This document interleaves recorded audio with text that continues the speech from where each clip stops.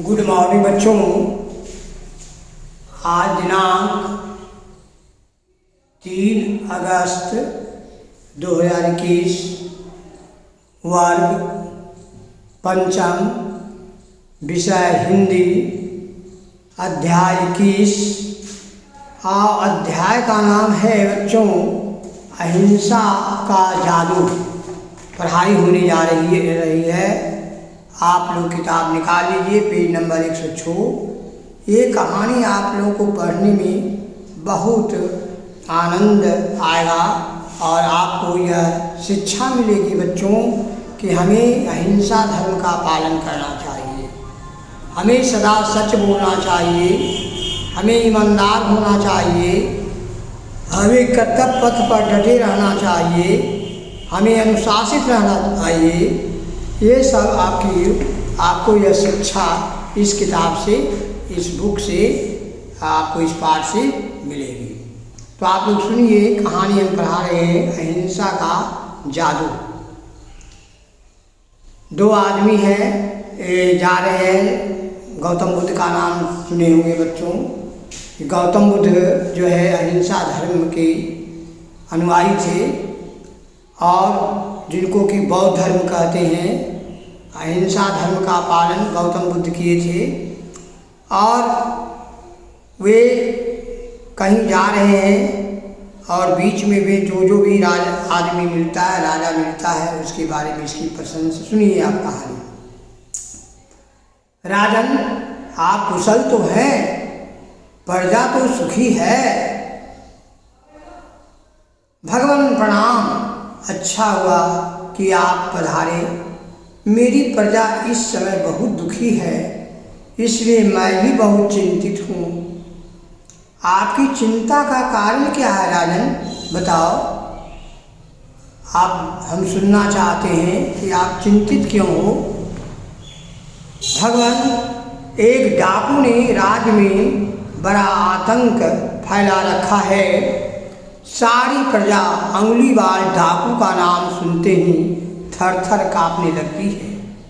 आप लोगों बच्चों जानते होंगे अंगुलीमाल डाकू की कहानी कि वह कसम खाया था, वो जितना भी आदमी को मारता था मूड़ी काट करके वह अंगुली काट लेता था और वह गले में हार के रूप में पहन लिया था।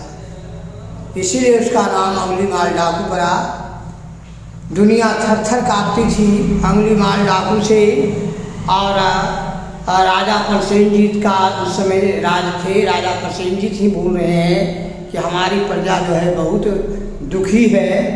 किनसे कह रहे हैं? महात्मा बुद्ध से। तो महात्मा बुद्ध कहते हैं कि कारण क्या है बताओगे राजन। हम उसी के लिए तो आए हैं, किसी के दुख को दूर करने के लिए तो मैं आपके पास यहाँ आए हैं। अंगुलीमाल, बड़ा विचित्र नाम है डाकू का।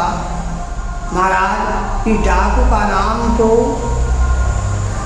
विचित्र ही है, पर इसका काम विचित्र भी है और भयंकर भी। स्पष्ट कहिए राजन। महात्मा बुद्ध बोले कि स्पष्ट कहिए राजन, क्या बात है, बोलिए अंगुलीमाल डाकू का, उसकी कहानी स्पष्ट बोलिए। महाराज, इस जंगल में इस डाकू ने 1000 लोगों को मार डालने की प्रतिज्ञा किया है। यह जिसे मारता है उसकी उंगली काट कर गले में माला की तरह डाल देता है। तब तो यह सचमुच अंगुलियों की माले में, अंगुलियां की माला गले में पहनने वाला अंगुलीमाल है।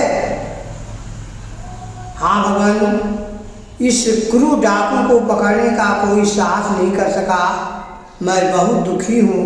राजा प्रसेनजीत कहते हैं मैं बहुत दुखी हूँ कि इस अंगुलीमाल डाकू को कोई नहीं पकड़ पाया और जो भी गया वह लौट करके वहाँ से नहीं आया।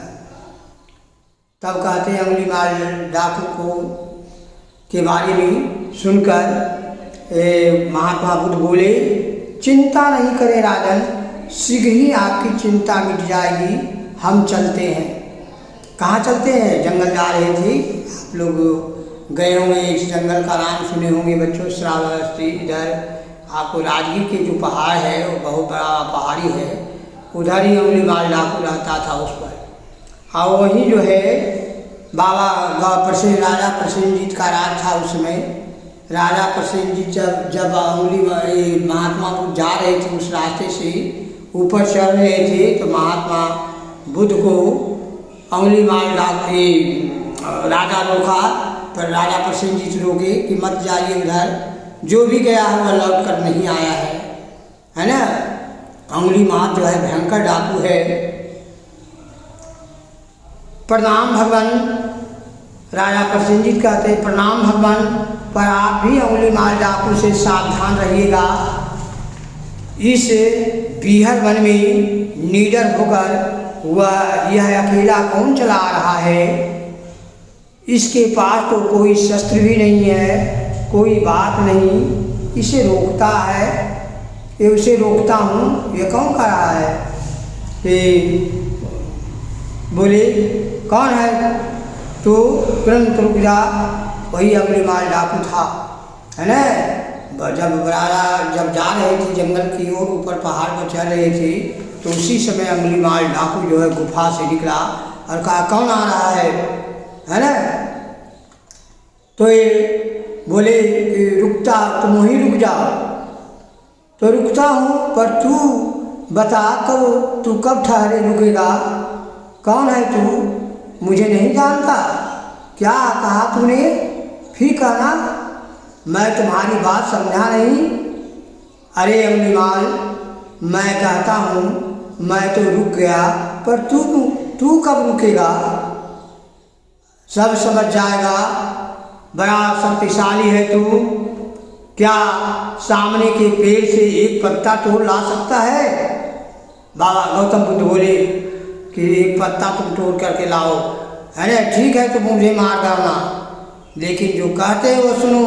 अंगुलीमाल डाकू इतना निर्भीक का बात यह आदमी नहीं कह सकता है, और समझिए तो भगवान ही थे गौतम बुद्ध, इसलिए इतना देरी में तो कितना को काट देता हो अंगुलीमाल डाकू। बड़े विचित्र व्यक्ति हो तुम, क्या करोगे पत्ते का।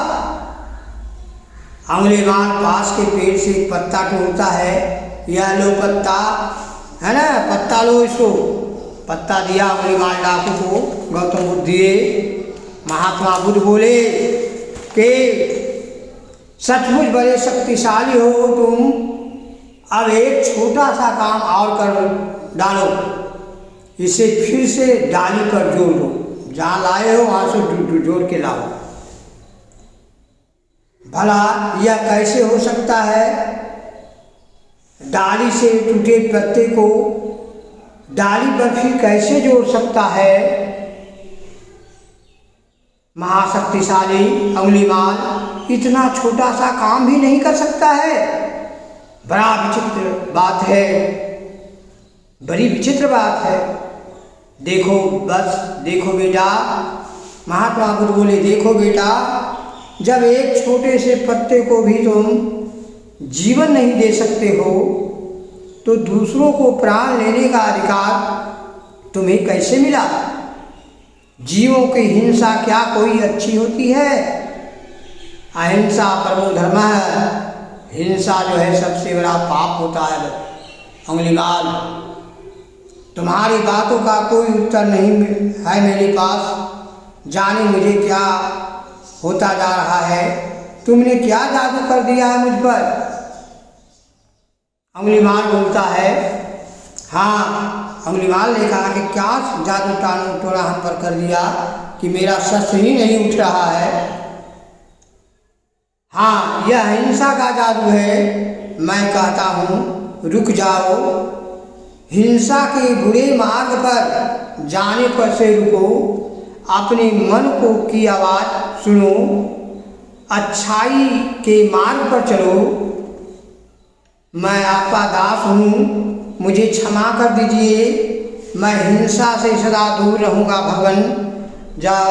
तब जो है अंगुलीमाल डाकू जो है महात्मा बुद्ध के चरणों पर गिर पड़ा और उसने क्षमा मांगा कि मुझे क्षमा कीजिए, माँ मैं जो है कभी भी हिंसा नहीं करूँगा, मैं हिंसा से सदा दूर रहूँगा, अहिंसा धर्म का पालन करूँगा।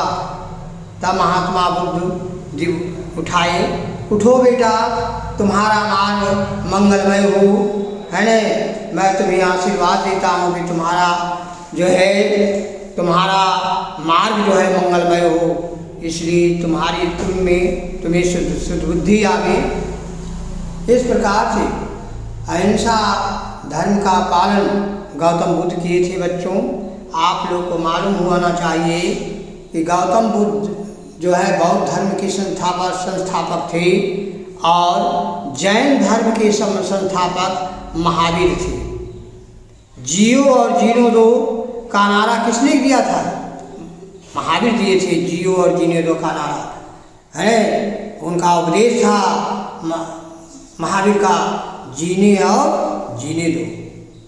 और महात्मा बुद्ध का काम था अहिंसा परमो धर्म है, अहिंसा सबसे बड़ा धर्म है। आप लोग भी अहिंसा धर्म के पालन कीजिए बच्चों, ईमानदार बनिए, इंसान बनिए, किसी को मत सताइए, लड़ाई झगड़ा किसी से मत कीजिए, मन लगाकर पढ़िए, खूब मेहनत कीजिए, आलस नहीं कीजिए। आलस ही मनुष्याणाम शरीरस्थो महारिपु। अब मैं आपको आशीर्वाद देता हूँ और इसमें जो भी शब्दार्थ है बच्चों याद कर लीजिएगा किताब से। पेज नंबर आपको 110 में मिलेगा, है ना। और आप लोग शब्दार्थ लिख करके इसको याद करना, फेर करते जाना है, क्योंकि अध्याय 21 अभी समाप्त हो गया, अब अध्याय 22 पढ़ाई होगी। अब मैं आशीर्वाद देता हूँ। जय हिंद, जय भारत।